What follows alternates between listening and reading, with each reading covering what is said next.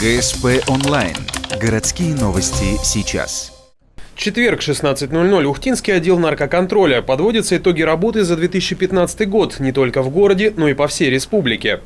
Количественные показатели снизились. Например, зарегистрировано на 22% меньше преступлений, а число возбужденных уголовных дел упало с 728 до 616. Раскрыто более 330 уголовных дел. Однако качество работы при этом выросло. Так, выявлено 31 преступление с организацией или содержанием притонов, больше изъятых из оборота наркотиков и многое другое. В 2015 году оперативными сотрудниками управления выявлен и ликвидирован 31 канал поступления наркотических средств и психотропных веществ в Республику Коми. 27 из регионов России. Это Москва, Санкт-Петербург, Новосибирск, Челябинск, Екатеринбург, Красноярск, Ярославль.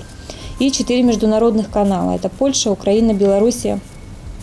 В том числе в результате пресечения каналов поставки наркотических средств изъято около 3 килограмм синтетических наркотиков.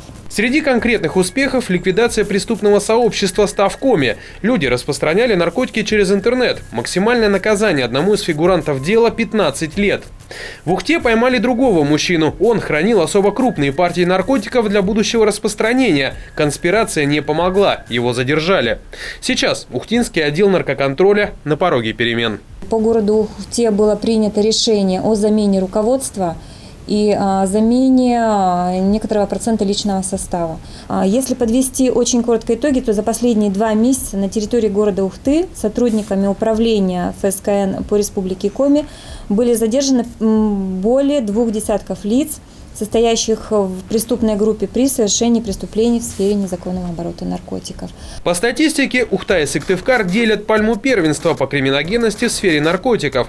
В этой связи служба ФСКН просит помощи у горожан. Поделиться информацией можно анонимно. Главное – точно описать ситуацию, место, время.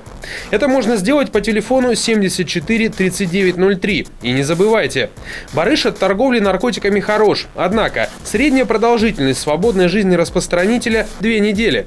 Сроки заключения могут быть 10-15 лет. Теневой бизнес обойдется дорого.